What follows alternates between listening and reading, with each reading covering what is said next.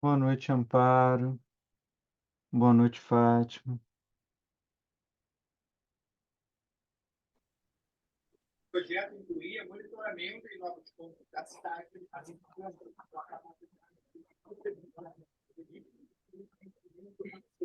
uma delas poderia fiscalizar a região onde um tiroteio assustou os pacientes no último Depois final que de semana. eu fui olhar hoje, No local, acho que não foi uma boa ideia manter a aula no Dia dos Namorados, né? Acho que é um feriado mais forte do que quando há feriado mesmo, né? a quantia que deve ser paga à empresa vencedora do pregão é 500% maior do que aplicada no contrato.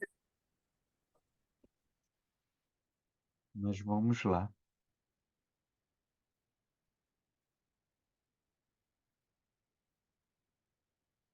Eu queria, de alguma forma, retomar a discussão que a gente teve, semana passada, e aí, nesse caso, relendo o trecho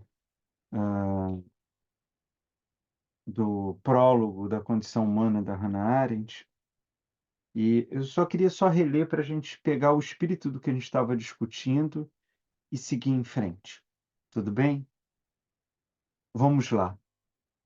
Em 1957, um objeto terrestre, feito pela mão do homem, foi lançado ao universo, onde durante algumas semanas girou em torno da Terra, segundo as mesmas leis de gravitação que governavam o movimento dos corpos celestes: o Sol, a Lua, as estrelas. É verdade que o satélite artificial não era nem lua, nem estrela. Não era um corpo celeste que pudesse prosseguir em sua órbita circular por um período de tempo que, para nós, mortais limitados ao tempo da Terra, durasse uma eternidade. Ainda assim, pôde permanecer nos céus durante algum tempo, e lá ficou, movendo-se no convívio dos astros, como se estes o houvessem provisoriamente admitido em sua sublime companhia. Esse evento, que em importância ultrapassa todos os outros, até mesmo a desintegração do átomo, teria sido saudado com a mais pura alegria, não fosse as suas incômodas circunstâncias militares e políticas. O curioso, porém, é que essa alegria não foi triunfal. O que encheu o coração dos homens que agora, ao erguer os olhos para os céus, podiam contemplar uma de suas obras, não foi orgulho, nem assombro ante a enormidade da força e das proficiências humanas. A reação imediata, expressa espontaneamente, foi alívio ante o primeiro, e aí ela cita, passo para libertar o homem de sua prisão na terra. Essa estranha declaração, longe de ter sido o lapso acidental de algum repórter norte-americano, refletia, sem o saber, as extraordinárias palavras grafadas há mais de 20 anos no obelisco fúnebre de um dos grandes cientistas da Rússia. A Hannah Arendt cita o escrito do obelisco: a humanidade não permanecerá para sempre presa à Terra. Há algum tempo, esse tipo de sentimento vem se tornando comum e mostra que em toda parte os homens não tardam a adaptar-se às descobertas da ciência e aos feitos da técnica, mas ao contrário, estão décadas à sua frente. Eu vou dar um pequeno salto e ela termina: este homem futuro, que segundo os cientistas será produzido em menos de um século, permanece motivado por uma rebelião contra a existência humana tal como nos foi dada. Um dom divino vindo do nada, secularmente falando, que ele deseja trocar, por assim dizer, por algo produzido por ele mesmo. É interessante, o que eu queria chamar a atenção, e retomando um pouco a discussão que a gente teve na aula passada, é que essa alienação do mundo, uma expressão utilizada pela própria Hannah Arendt, resulta de uma outra forma de lidar com o conhecimento. Uma forma como a nossa modernidade forjou a primazia do conhecimento. O que eu estou querendo chamar a atenção é que essa mudança de perspectiva, né, se a gente for olhar para a história do pensamento humano, essa sempre houve o desejo de dominar o mundo, de conquistar o território, de domar a natureza. Mas o que a Hannah Arendt está percebendo de novo na modernidade, na nossa modernidade, é que pela primeira vez não se quer domar a natureza, não se quer conquistar o espaço, mas ao contrário, quer se liberar dele, quer abandoná-lo, né? É por isso essa ideia de livramento, de sursi de uma prisão, né?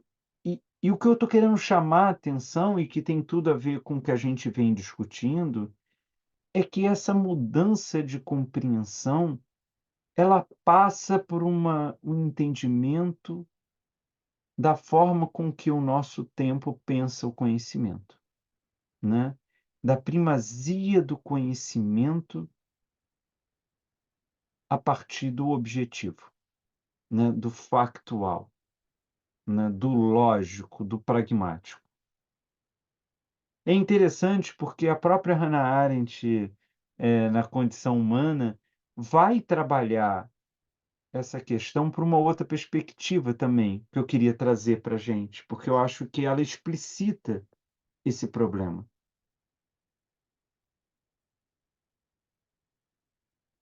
Hannah Arendt vai destacar três transformações absolutamente decisivas na era moderna. A primeira transformação é o surgimento do Novo Mundo, né? É quando a Europa, basicamente, ali tomando a África e a Ásia, mas especialmente a Europa, descobre que existe um outro mundo que são as Américas, né? E isso vai provocar essa descoberta de um novo mundo numa implementação de um projeto de exploração do planeta, né?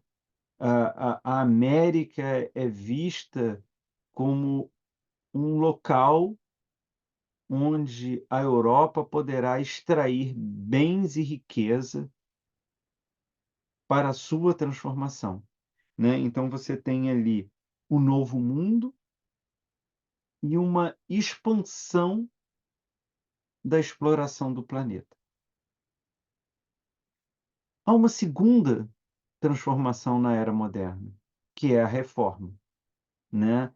A ruptura de toda essa transformação, de todo esse monopólio do cristianismo, né? Enquanto antes da reforma o catolicismo se via como a religião única da terra, digamos assim, a partir da reforma há um cisma na própria igreja, né? E é engraçado como essa reforma, e aí isso também vai ter efeitos na Contra-Reforma e etc., ela também libera, ela produz, ela resulta na implementação de uma reorganização das propriedades, né. E isso vai produzir uma exploração não mais do planeta como no Novo Mundo, mas a exploração do indivíduo e de um inédito acúmulo de riquezas. Mas há uma terceira grande transformação na era moderna, que é a invenção do telescópio. E essa invenção do telescópio, ela produz toda uma subversão da ciência, colocando em descrédito pela primeira vez a observação como caminho de verdade. E isso abrindo, então, uma exploração especulativa. Então é interessante a gente perceber que esses 3 acontecimentos que a Hannah Arendt vai citar como constituintes da era moderna, aquilo que faz com que a era moderna se torne uma época distinta, né, o Novo Mundo, a Reforma e a invenção do telescópio, essas 3 formas vão produzir 3 novas formas de exploração, né. O Novo Mundo, a exploração do planeta, a Reforma, a exploração do indivíduo com o trabalho, e o telescópio, a especulação, a exploração do pensamento, né, a ideia de que eu posso especular radicalmente. E isso, de alguma forma, essas 3 experiências, inovações, transformações, elas vão resultar claramente num efeito de um desprezo com o próprio mundo, né. Percebam, o desprezo, a desconsideração com o mundo do Novo Mundo é tratá-lo como matéria-prima, onde antes a gente via ali, com várias interpretações, com várias transformações, mas como a nossa casa. O mundo deixa de ser o lugar que nos acolhe, o lugar onde habitamos, para se transformar num objeto de exploração, em matéria-prima, né. E isso nós somos capazes de perceber, inclusive em muitas discussões até de defesa do meio ambiente, né. Precisamos manter o meio ambiente, porque ele é mais a floresta é mais rentável, em pé do que deitada, né. A natureza, ela permite uma lucratividade, uma produção maior, se mantendo existente, do que sendo explorada e destruída. Tanto com a ideia de ecoturismo, quanto descoberta de princípios ativos, remédios, alimentação, coloração. Mas vejam, ainda é uma forma de olhar para o mundo não como um espaço de acolhimento, mas de matéria-prima. No caso da reforma, também é um espaço de exploração, porque antes, quando, de alguma forma, tudo se construía em torno da igreja e dos reinos, a propriedade privada inexistia. E é justamente com o surgimento da iniciativa privada, da propriedade privada, que a ideia de trabalho adquire um sentido coletivo, né. E aí, tem muitos estudos que a gente não vai entrar, nesse ponto, mas que vai se constituir verdadeiramente como o protestantismo, como uma grande ética do trabalho, né. Então, nesse caso, há uma exploração do indivíduo e, nesse sentido, novamente, há um desprezo do mundo. o que importa é a produção. E por fim, a invenção do telescópio, essa a maior de todas, de impacto maior, apesar de aparentemente ser mais difícil de perceber, a invenção do telescópio põe em descrédito o parâmetro da observação.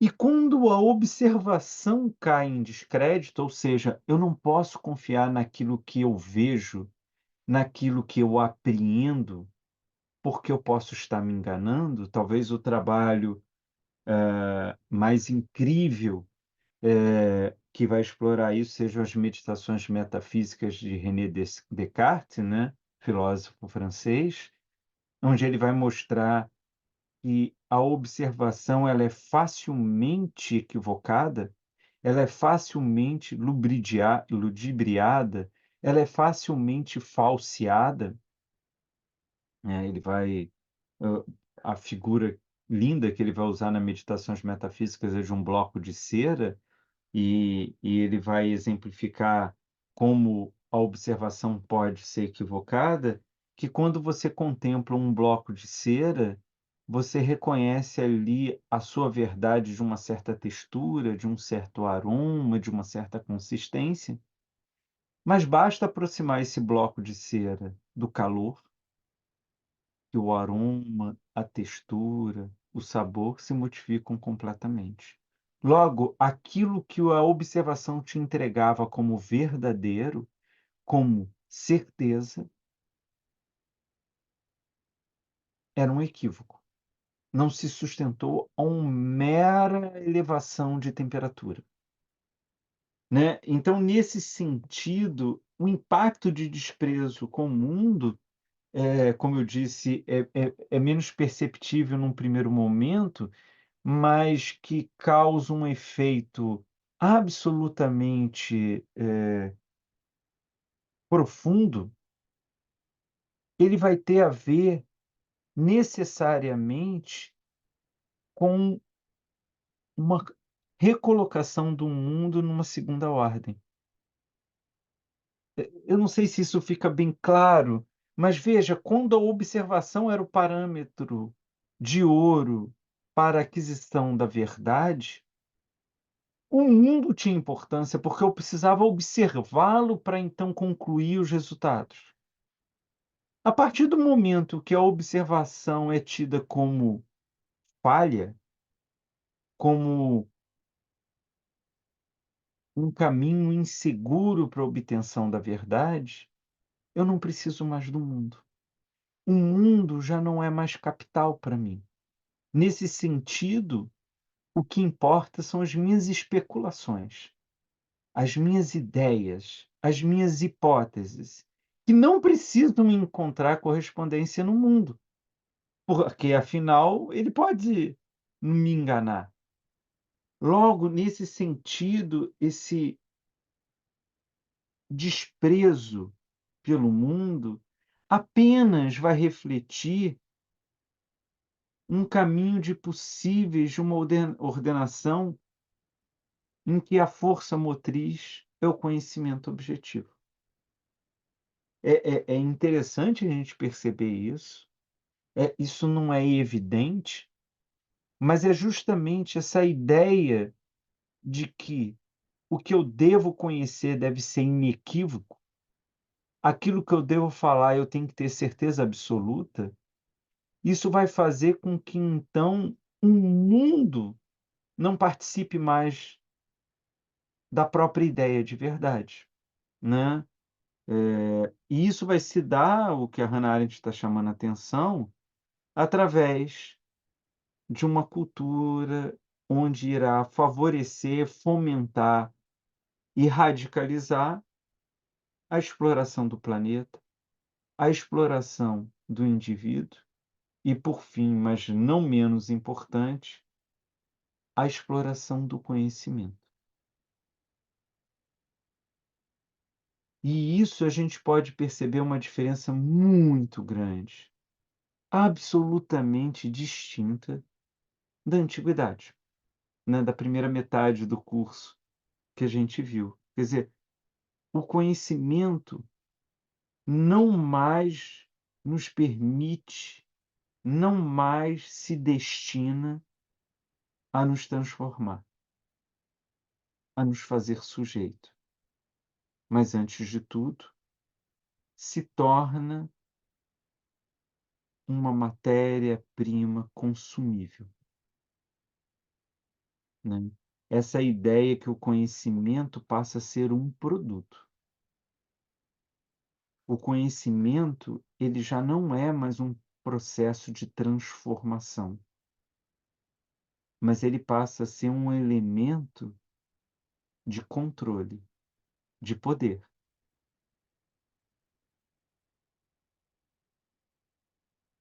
de produção, né.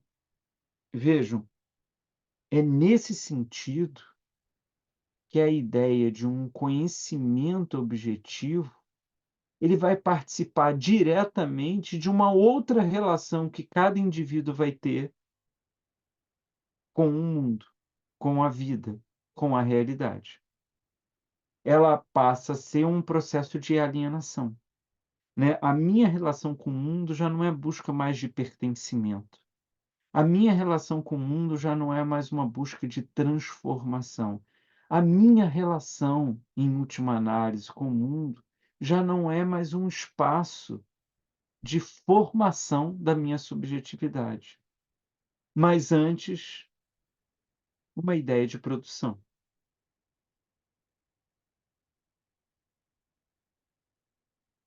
A gente pode pensar, por exemplo, o impacto que isso vai causar num próprio reconhecimento da nossa individualidade, né. Se antes, eh, para entender quem eu sou, como eu sou,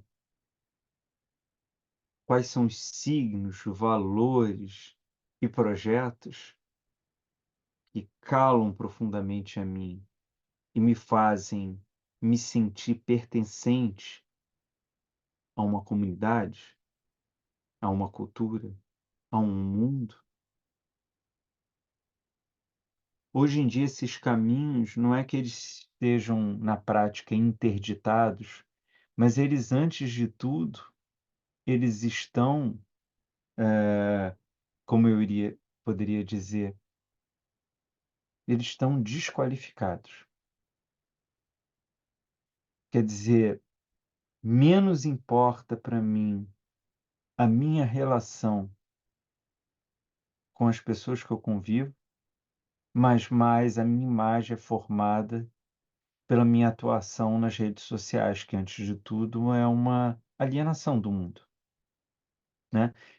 Quando eu digo isso, eu não estou fazendo juízo de valor, eu não estou dizendo que é melhor ou pior, mas eu estou querendo dizer que a nossa cultura se constitui nesse esgarçamento da relação com o mundo.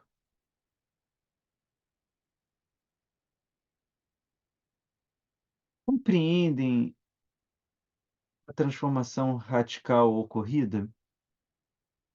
É como aquilo que era do âmbito da realização, do acontecimento, de um processo vivo e indefinível, né. Basta lembrarmos de toda a discussão de Sócrates com Alcebiades, né, quando ele vai chamando atenção para isso que eu estou chamando de realização, de acontecimento, de processo, de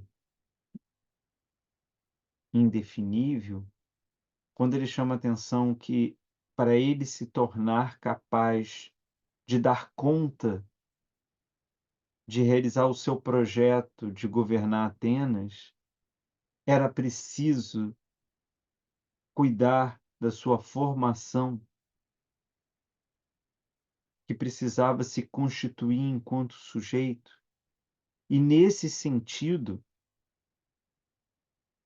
ele chama atenção que isso não tem a ver com acúmulo de riquezas, isso não tem a ver com uma coleção de conhecimentos, que isso sequer tem a ver com a produção objetiva de algo, como, por exemplo, confeccionar um sapato, ou mesmo com a destreza de tocar um instrumento, ou ainda como a prática de uma luta marcial. Porque justamente isso tem a ver com se colocar no mundo. Ora, essa possibilidade de se colocar no mundo é uma ideia que foi completamente ressignificada e, na modernidade, foi alçada a um patamar sem precedência, que é o do consumo, o da produção. Então, de certa forma, o que a gente vê na modernidade sequer poderia ser colocado no espectro da antiguidade, né? Há uma novidade sem precedência.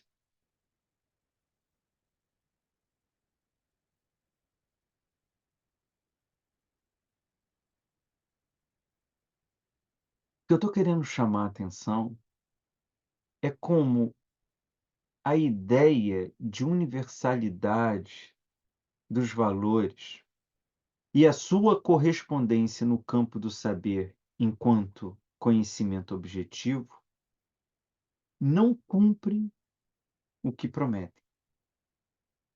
Não podem ser aquilo que dizem ser. Ou seja, antes de tudo, para que se possa falar de universalidade, é preciso segregar tudo aquilo que não está em normalidade com o padrão. Percebam a contradição que se organiza no seio da nossa cultura? Quer dizer, enquanto a gente fala em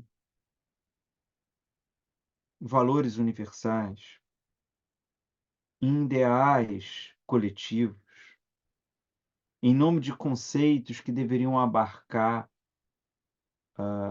uma coletividade sem fim, justiça, igualdade, identidade, respeito. Isso é feito excluindo uma experiência não só possível, mas que já organizou a humanidade. Logo, o que a gente se depara é que aquilo que se diz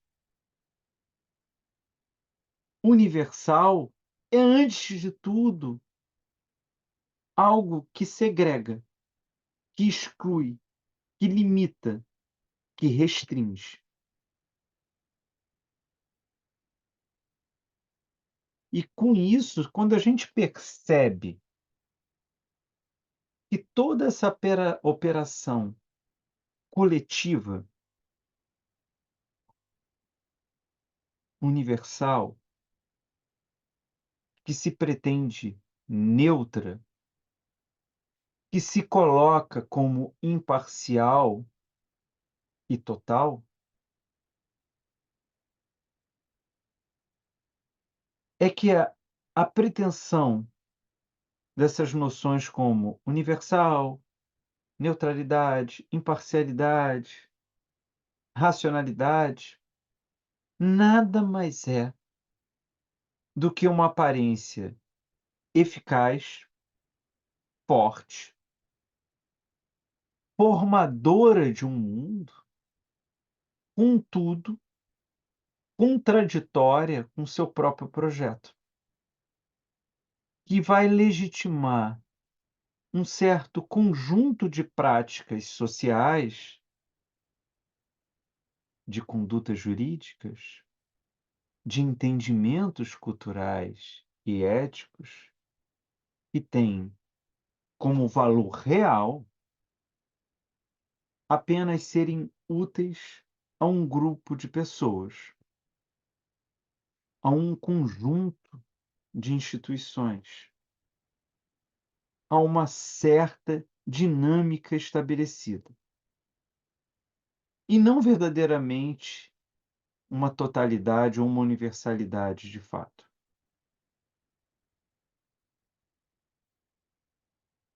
E quando a gente entende essa contradição, quando nos deparamos com esse problema,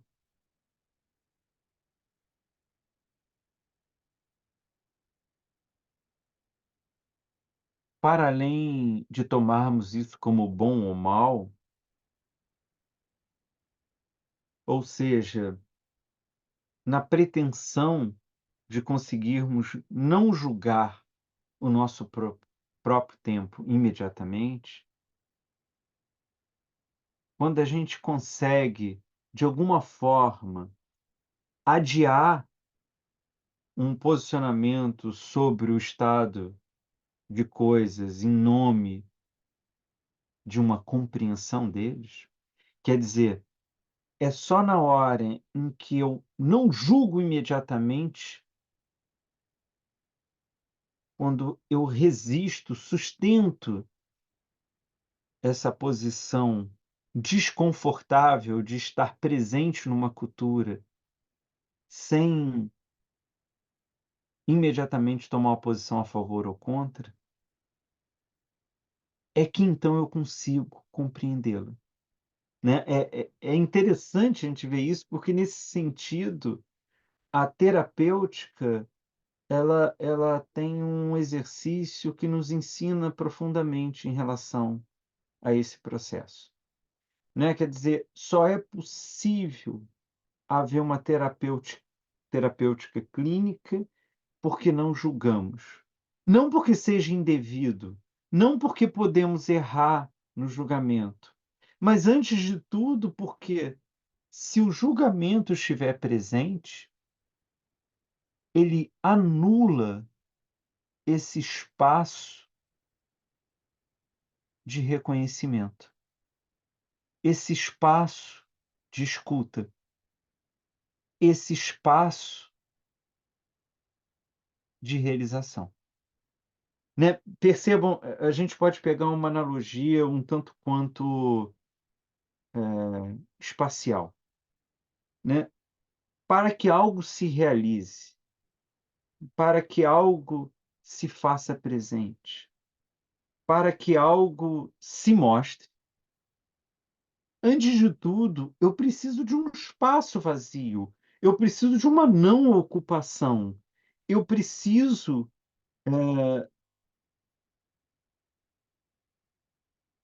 de uma inexistência que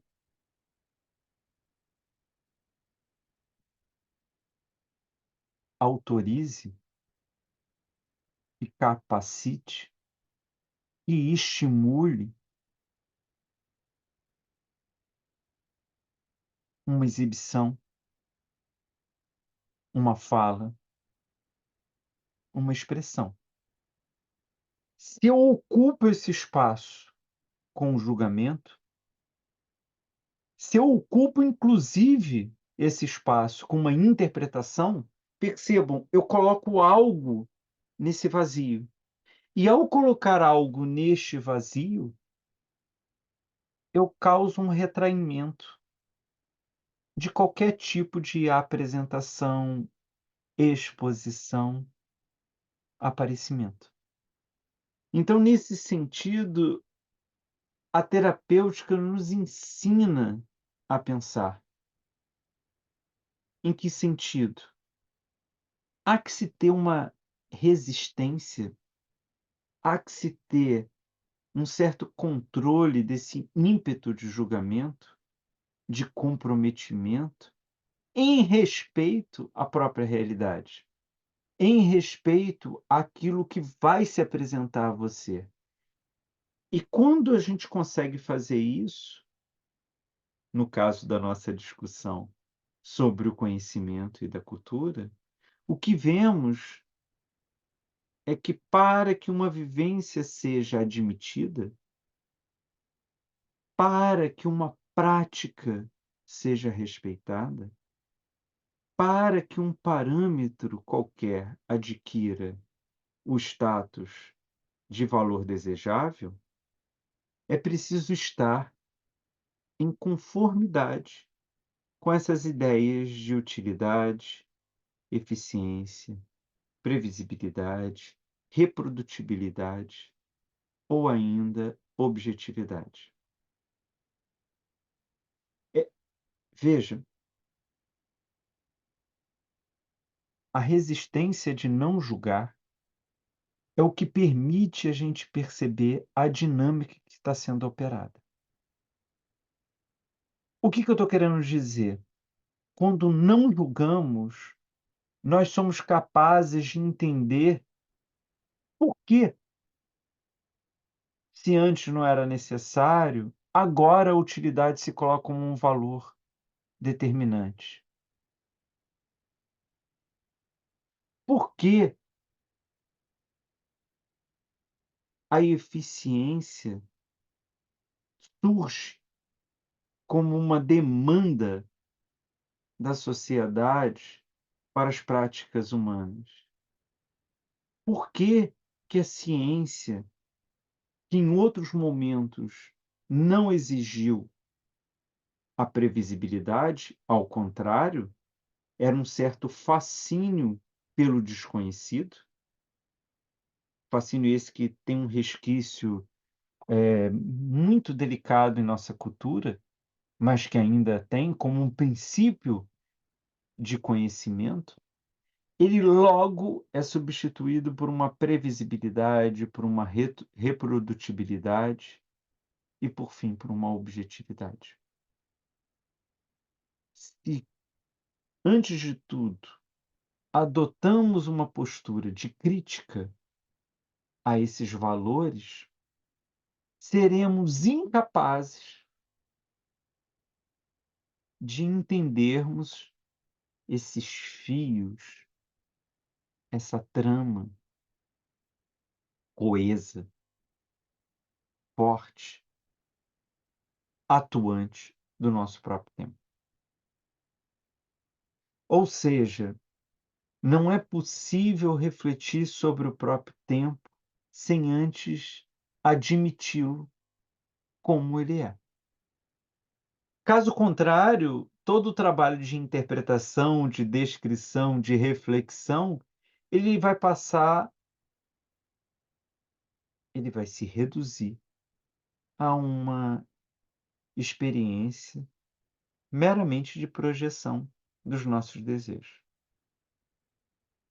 Nada contra isso em termos existenciais, mas em termos de reflexão do nosso próprio tempo, é um desastre total. Não é possível querer compreender o nosso tempo. Não é possível querer refletir sobre o nosso tempo. Não é possível querer falar sobre o nosso próprio tempo, se antes de tudo não aceitarmos ele. Mais uma vez, isso vai se desdobrar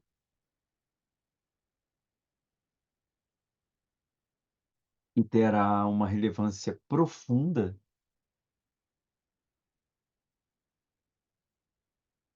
numa dimensão terapêutica.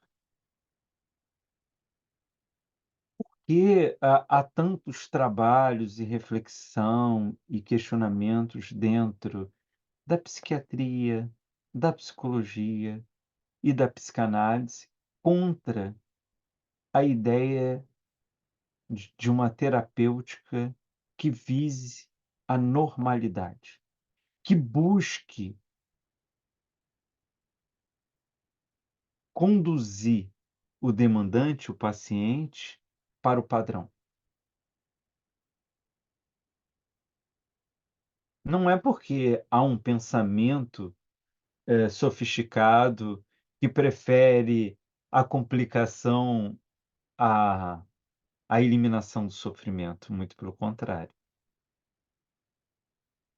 Mas é porque a busca de um padrão, ela de antemão vela a realidade, né. Veja, pegando exemplos bastante simples, mas que iluminam o que a gente está querendo dizer. Se uma pessoa se encontra infeliz porque não está suportando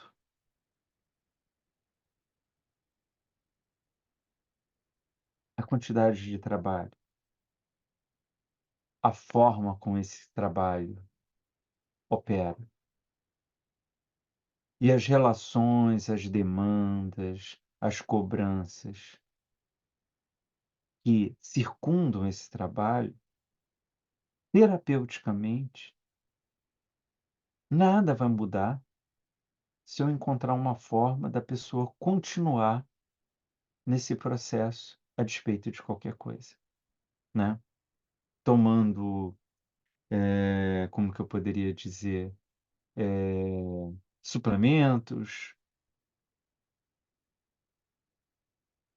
eh, aditivos, né. Se você não está aguentando 12 horas de trabalho opressivo, e se você intercalar com pequenos descansos? Afinal foi assim que nasceram as férias, né. Antes da Revolução Industrial não existia férias.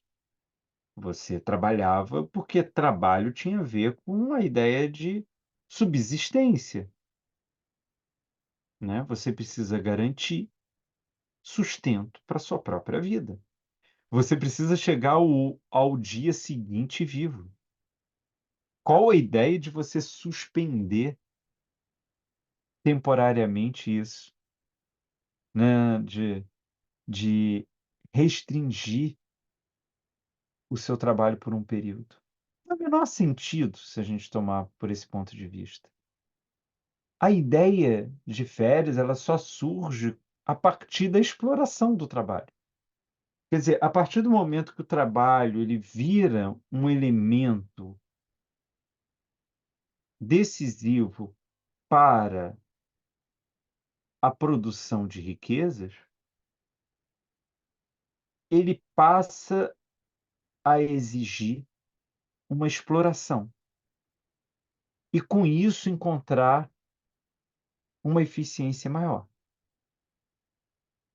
E se chegou à conclusão da forma mais trágica possível, ou seja, com a morte das pessoas, com a perda das pessoas, de que você explorar indefinidamente, todos os dias, todos os meses do ano, uma pessoa, ela rapidamente sucumbe. Logo, ela perde a capacidade de gerar riqueza. E com isso se chegou à conclusão que se você der um mês de descanso, a pessoa consegue se recuperar para continuar a exploração. Então, nesse sentido, a questão só vem à tona, a dinâmica só aparece aos nossos olhos a partir do momento em que eu não qualifico de antemão como a exploração do trabalho, como o abuso do trabalho. Veja, eu não estou querendo de forma alguma defender com isso de que o relativismo das coisas. De forma alguma eu estou querendo dizer que a percepção da dinâmica de uma cultura, de uma sociedade, não possa ser julgada. O que eu estou querendo dizer é que ela só pode ser julgada depois de compreendida, porque senão é um julgamento cego sobre a realidade, né, e isso acontece muitas vezes, onde a gente está criticando algo sobre o qual desconhecemos completamente. E aí quando conseguimos obter, digamos, esse avanço, essa transformação, essa mudança, descobrimos que de forma alguma isso é alterado. Vou dar um outro exemplo aqui bastante, simples, mas acho que ilumina também a nossa discussão. Uma pessoa que trabalha, sei lá, 10, 12 horas por dia, que não tem descanso e que é colocada numa condição onde qualquer grau de distração, de divertimento, de descanso, é tido como uma diminuição da produção,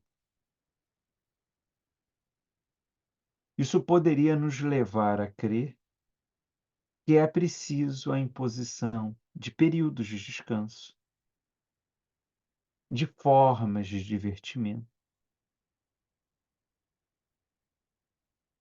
de incorporação de uma liberdade para se opor a essa exploração.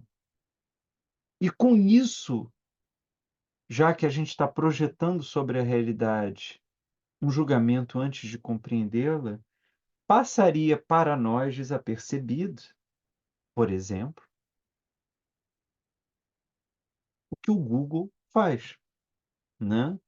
O trabalho no Google é um trabalho onde você faz a hora que você quer do seu trabalho. Você não tem hora para chegar nem hora para sair. Dentro das estruturas do Google, você tem espaços para dormir, espaços para fazer yoga, espaços para a prática de exercícios físicos, espaços para jogos e divertimentos. Há um oferecimento de uma alimentação irrestrita, de muita qualidade, de muita variedade. E se a gente toma isso como analisa isso a partir de um parâmetro pré-estabelecido, a gente chega à conclusão em que, nesse espaço,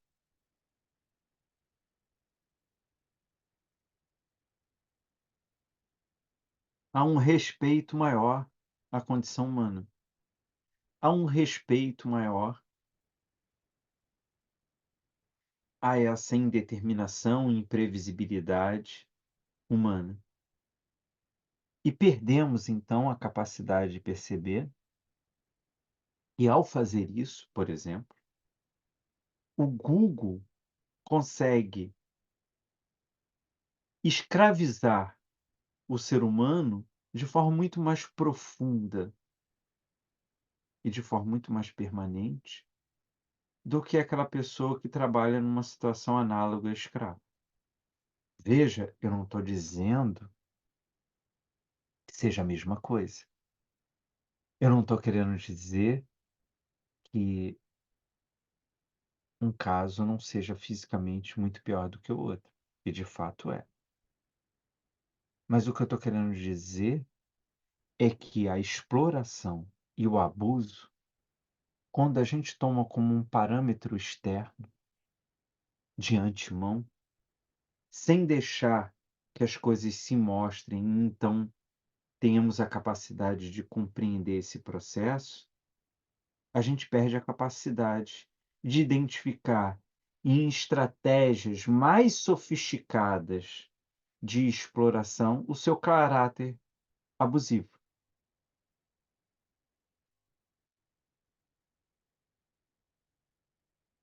O que eu estou querendo dizer, em outras palavras, é que essa dimensão da qual precisamos ter, essa postura diante da nossa própria cultura, a nossa própria sociedade, diante de nós mesmos, não é porque sejamos melhores,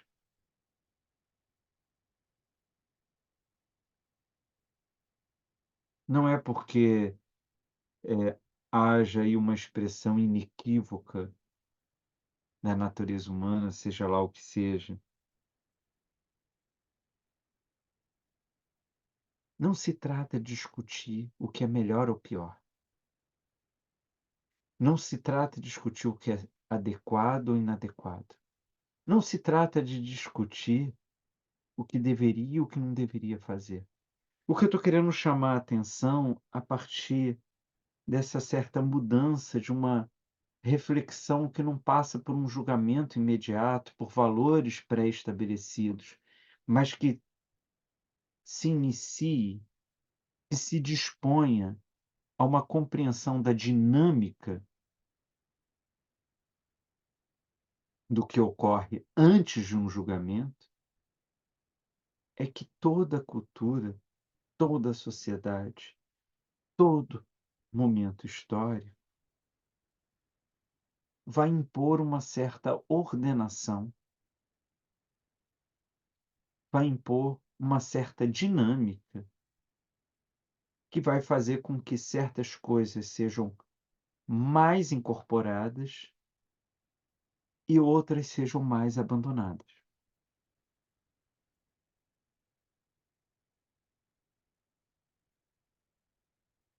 Nesse sentido, o que é de grande relevância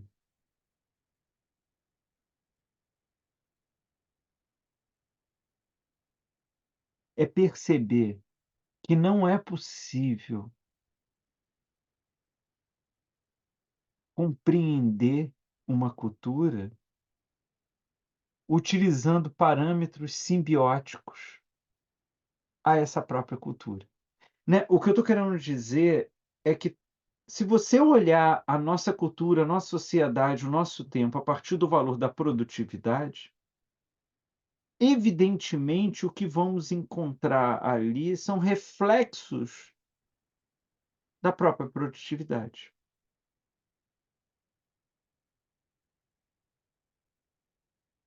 Ou seja, a partir de um olhar objetivo,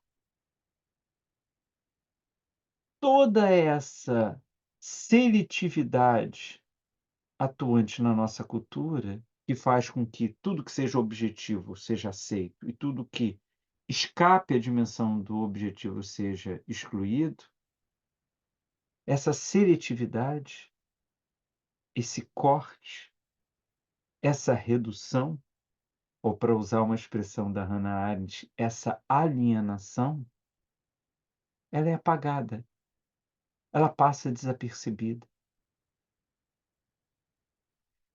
E, mais ainda,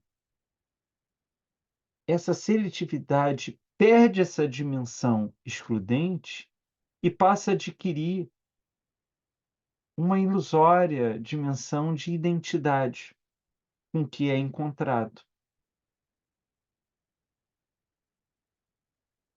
Tal qual uma pessoa que olha o mundo a partir de lentes amarelas,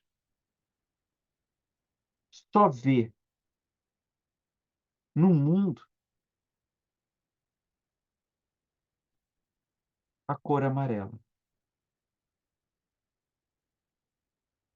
Nesse sentido, a racionalidade moderna se julga sempre plena com base naquilo que ela mesma projeta sobre o mundo. Ou seja, o que a gente encontra aí é uma armadilha de investigação que acaba por silenciar toda a ação.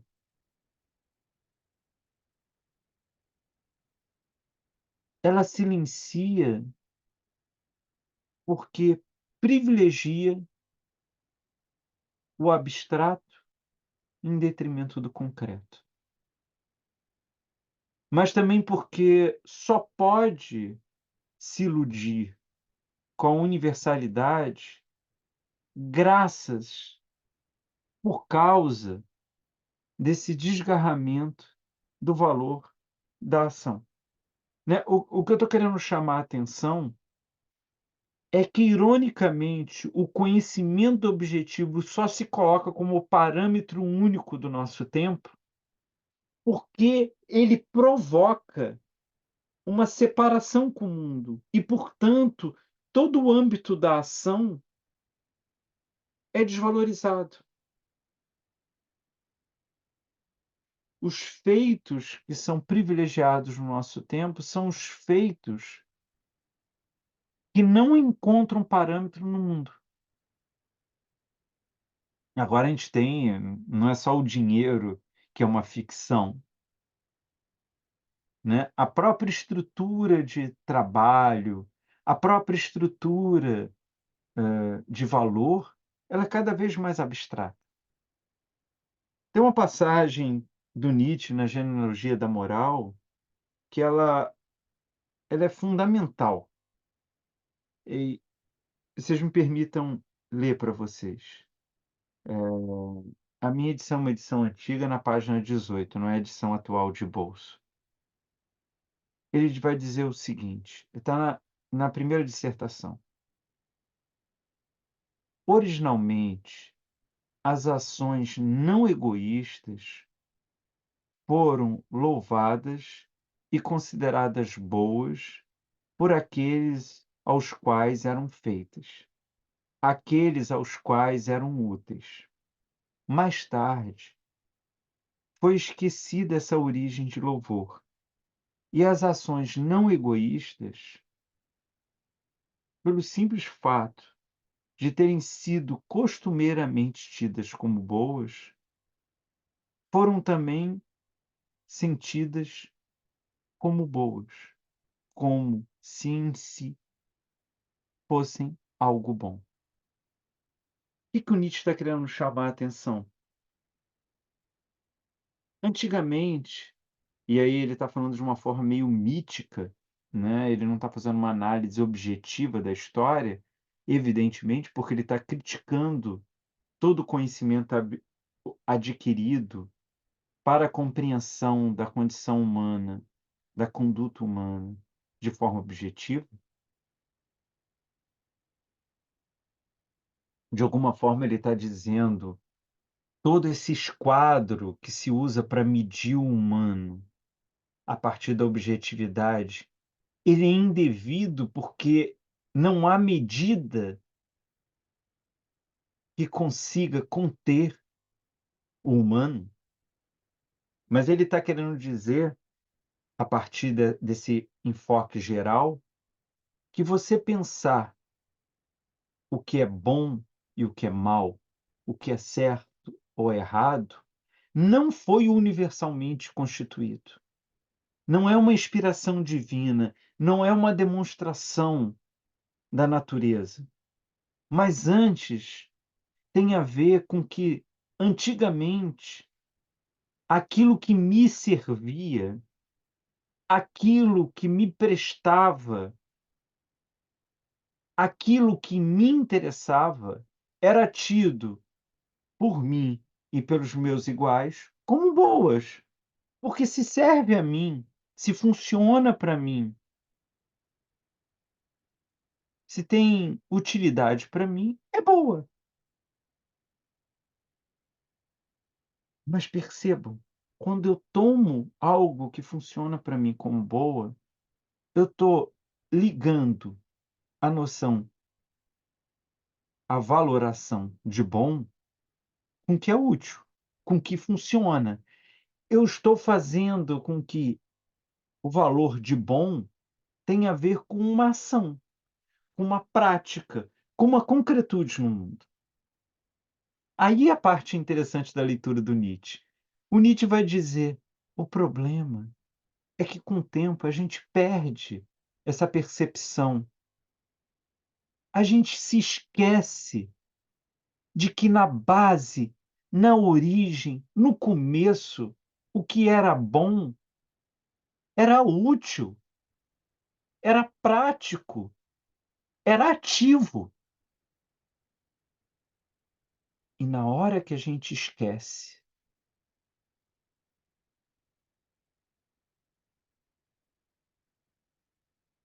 nós abstraímos o valor. O valor passa a se desgarrar da realidade. Ele paira acima das ações humanas, das práticas humanas, das vivências humanas. E aí ele passa a ser um parâmetro que não tem mais a ver com a vida. Percebam a força que esse valor tinha antes, tinha a ver com a vida, tinha a ver com a prática, tinha a ver com a realização humana. Mas agora, como um valor abstrato, parece não dizer mais nada a nós.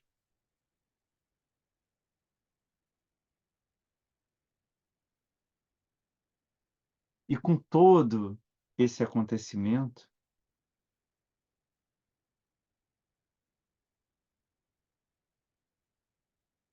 o que vemos é um apequenamento do mundo, do nosso mundo, da imaginação, da nossa capacidade de imaginação, da vivência, da nossa vivência imprevisível.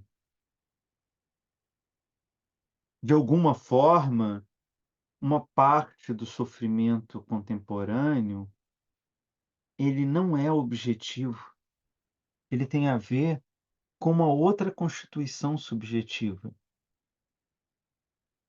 Cada vez menos temos condições, temos estímulos, temos espaços para criar, para imaginar, para buscar um imprevisível, para alargar um mundo através de vivências novas.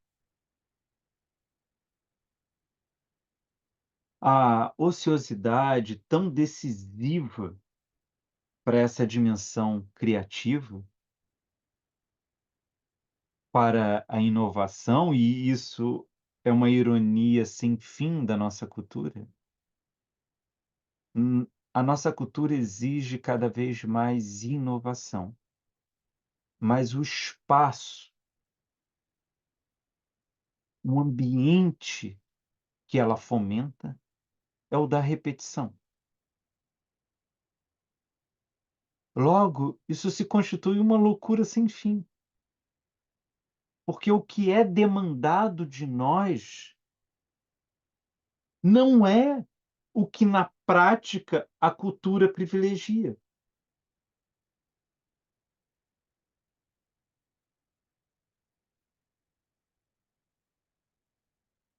Essa ociosidade tão decisiva para revitalização da experiência humana, e esse espaço, ele antes de tudo é inútil em termos produtivos, né, ele é preciso nada ter, nada fazer, nada encontrar para que se possa desejar, para que se possa imaginar, para que se possa se lançar. Esse espaço, esse vazio, esse convite ao humano vem decaindo e desaparecendo do âmbito cotidiano. A imensidão tão característica ao humano sucumbiu ao calculativo.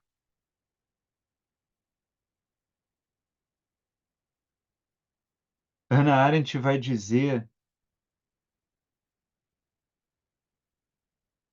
que em nosso tempo nada, cito ela literalmente, nada que pode ser medido permanece imenso.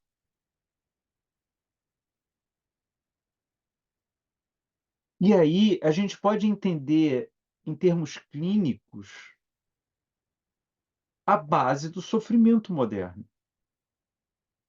Porque enquanto nós somos seres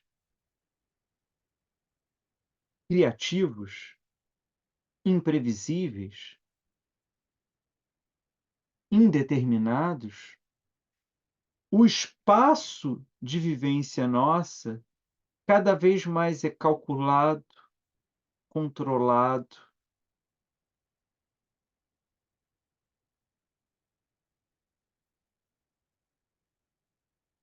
reduzido.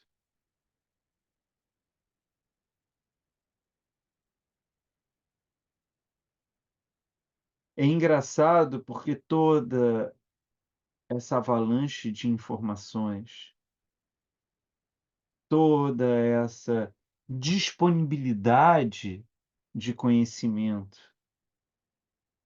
toda essa capacidade de comunicação, que de fato sem precedência na história humana temos,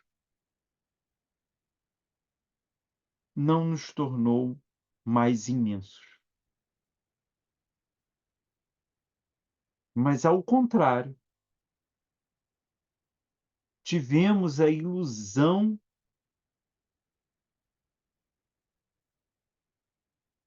de cada vez estarmos menores.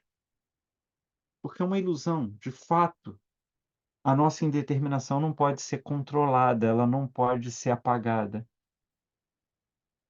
Mas a cada momento, menos é exigido daquilo que é mais humano da nossa subjetividade,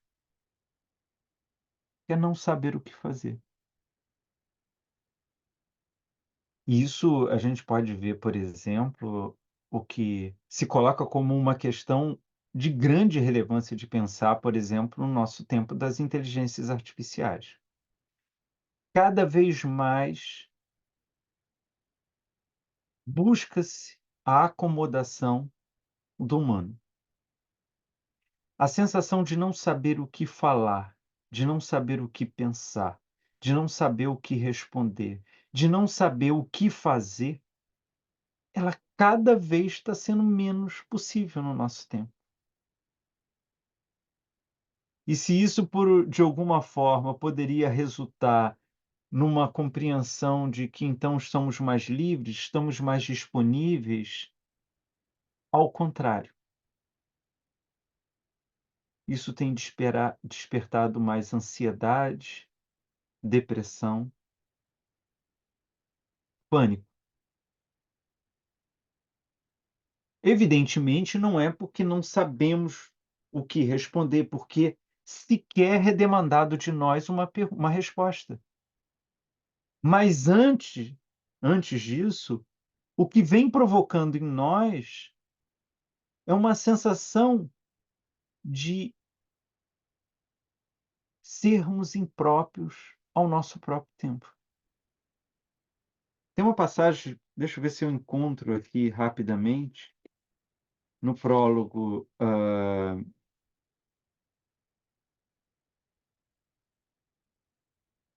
da Hannah Arendt, da Condição Humana, que é muito interessante. Não, eu acho que talvez não esteja no prólogo.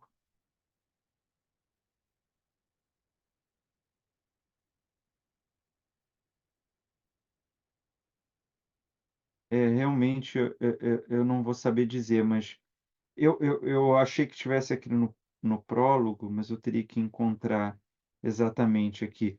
Mas tem algum momento em que a Hannah Arendt vai dizer que o grande sonho da humanidade foi a falta de necessidade do trabalho. Quer dizer, durante séculos e séculos, o que mais se desejou é não precisar trabalhar para existir, de não precisar fazer coisas para existir, de não ter que garantir a sua subsistência para existir. E ela diz: a modernidade parece estar em vias de alcançar isso. Só que o grande problema disso é que ela não oferece, junto com essa não necessidade de subsistência, a ociosidade. Percebam a sutileza da Hannah Arendt. O que ela está dizendo é que antes desejávamos nada fazer, porque o que era mais importante para o indivíduo, para a pessoa, era essa capacidade de criação, de imaginação, de exploração, do indeterminado, do imprevisível, do incontrolável. A partir do momento que a subjetividade se encontra dentro de um padrão muito estreito do consumo, da produção, da eficiência, aquilo que era o maior desejo da humanidade, que era nada fazer, pode se transformar no maior castigo. Nós não sabemos mais nada fazer. Nós não temos mais o traquejo, a experiência de não produzir nada. Nós não sustentamos o vazio. Nós somos incapazes de dar conta da ociosidade. Então, aquilo que foi o nosso maior desejo acaba se transformando na maior tragédia humana.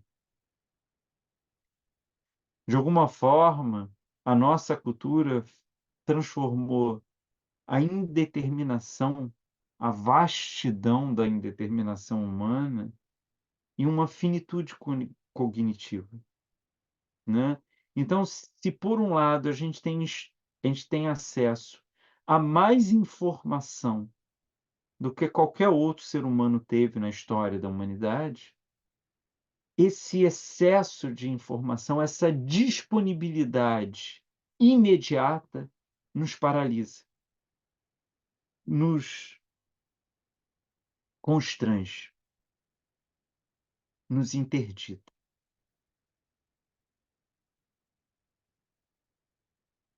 É irônico, porque, no fundo, o que nossa cultura faz é dizer que tudo é possível dentro de um espectro previamente determinado por um algoritmo. Você quer saber qual é o próximo voo que tem para o seu destino? Basta perguntar. Você quer saber qual é o mais barato? Basta perguntar. Você quer saber qual é o mais confortável forma de ir para esse destino? Basta perguntar.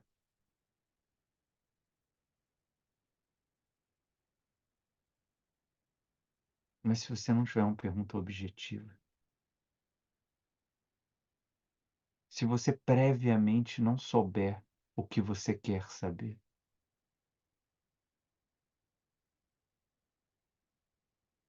isso é intolerável no nosso tempo. Ou seja, ironicamente, se avizinha um tempo onde parece que tudo nos será fornecido, mas aquilo que é do âmbito do impossível, do imprevisível, do indeterminado, que até então acompanhou a condição humana, esse não só é intolerável, como, por isso mesmo, sistematicamente silenciado. No fundo, cada vez mais, aquilo que não pode ser objetificado é tido na nossa cultura como inexistente.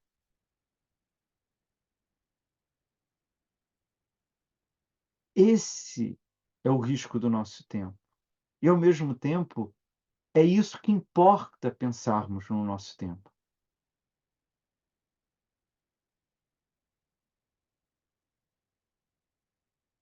Que é o que importa? Que é o relevante? Por que é o decisivo? Pensar o que não pode ser pensado. Tentar compreender aquilo que não pode ser determinado. Entender como é que a dinâmica da nossa cultura lida com esses traços profundamente humanos. Porque, como toda terapêutica nos mostra, aquilo que permanece silenciado, aquilo que é ativamente esquecido, aquilo que é deliberadamente constrangido, propositalmente ignorado, retorna com uma força e com uma aparência desconhecida. Logo, se não nos colocarmos nessa dimensão de reflexão do nosso próprio tempo,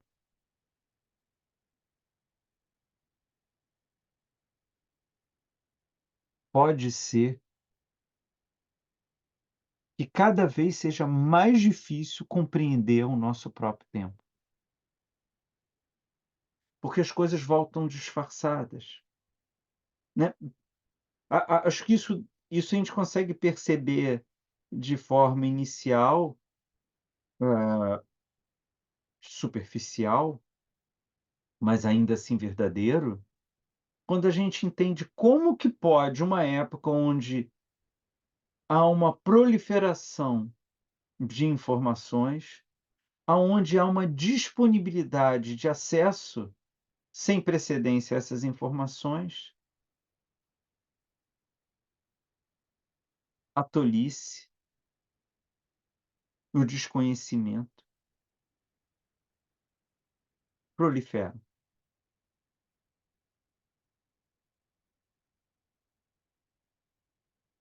É porque o conhecimento que na nossa cultura, como em toda cultura, tem uma expressão única, ele se traveste de universal e nos ilude quanto a isso.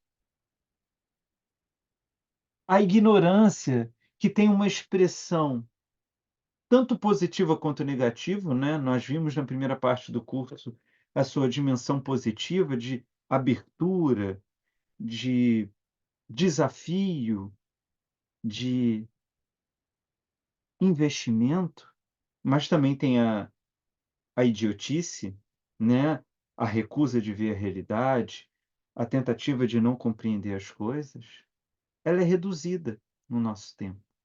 Ela é disfarçada como o que deve ser evitado,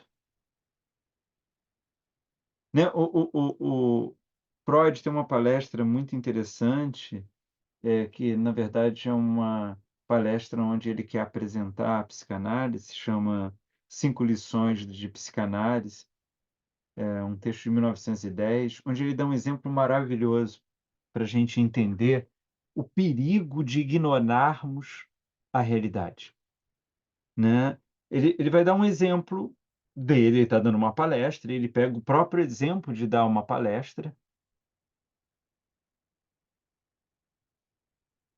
e ele diz: "Bom, eu estou aqui dando a palestra, vocês estão prestando atenção em mim,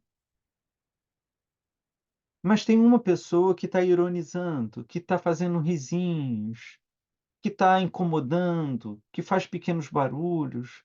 Todo mundo está vendo, todo mundo está se incomodando. De alguma forma, a organização, ao perceber isso, vai lá, pega essa pessoa e a retira do auditório.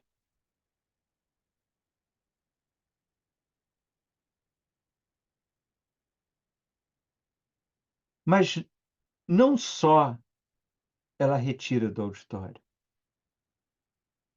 ela toma precauções para que a porta permaneça fechada e que não possa ser aberta. Mas essa pessoa que estava ironizando, que estava incomodando, que estava distraindo as pessoas, mas que era visível, que era perceptível, se enfurece ao ser retirada do contexto. E então, aquilo que eram pequenas risadas,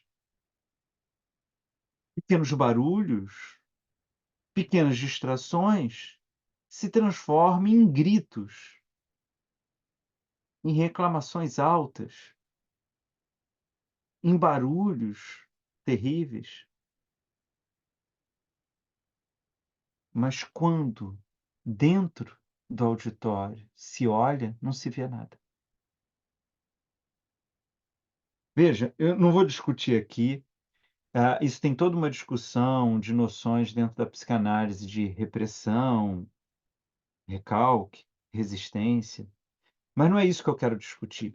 O que eu quero pegar o exemplo do Freud, que é magnífico, que quando você silencia algo, quando você ativamente ignora algo, quando você tenta excluir algo, esse algo, na verdade, ele vai continuar atuando, só que fora do nosso campo de percepção objetivo. E, portanto, eu terei muito mais dificuldade de reconhecê-lo e de agir sobre ele do que eu tinha antes. Esse é o risco de ignorar a realidade. Esse é o risco de fantasiarmos sobre a existência. Esse é o perigo de não sermos capazes de dar conta do nosso próprio tempo. Ele atuará de forma mais descontrolada e imperceptível e, portanto, sua força, seu impacto será muito mais devastador do que nessa capacidade de observar, de descrever, de compreender o nosso próprio tempo. Então, eu volto ao começo da aula para chamar a atenção que essa exigência de não julgamento imediato, de não posicionamento imediato, de uma certa resistência a uma adesão imediata, ela, muito pelo contrário, não é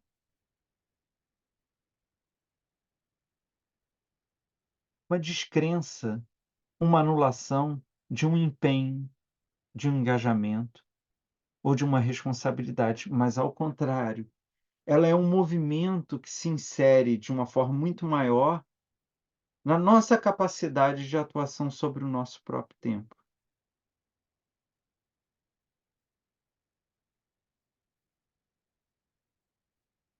Nesse sentido,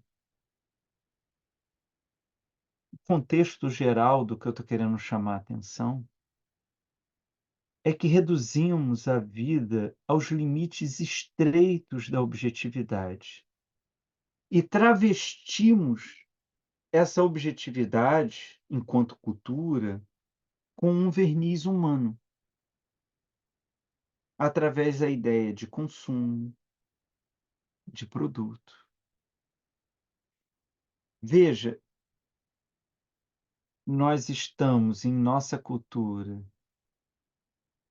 reprimindo a indeterminação humana, mas através de um disfarce que diz: humano é consumir, humano é produzir.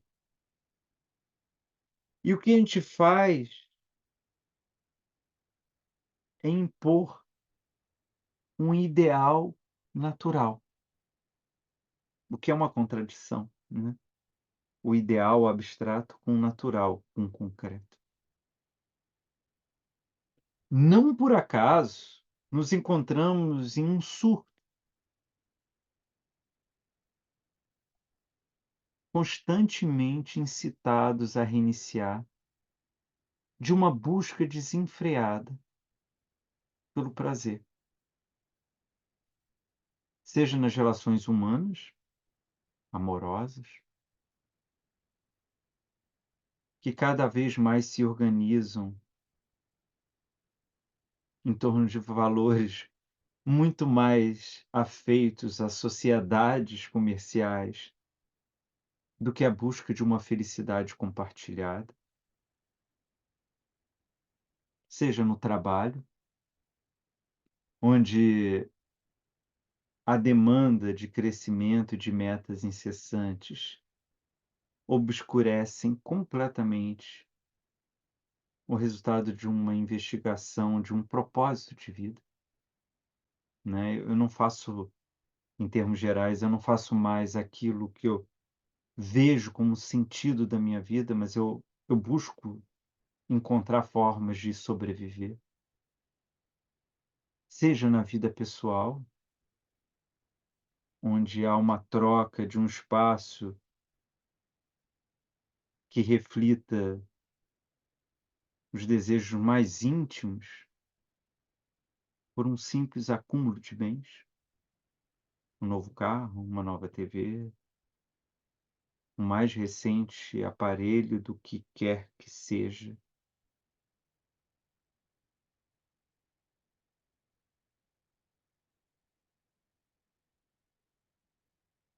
É disso que eu estou querendo chamar a atenção.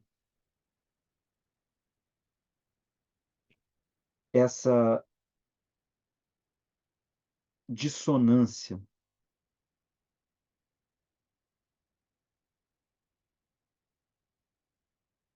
esse ruído entre o que vivemos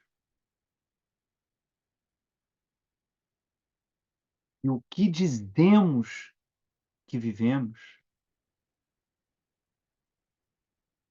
é fonte de sofrimento, é um campo de incompreensão e é uma interdição do pensamento. É nesse sentido que se torna urgente, necessário, por causa do perigo que representa, a necessidade de compreendermos o nosso próprio tempo, de entendermos como a nossa cultura projeta a ideia de conhecimento.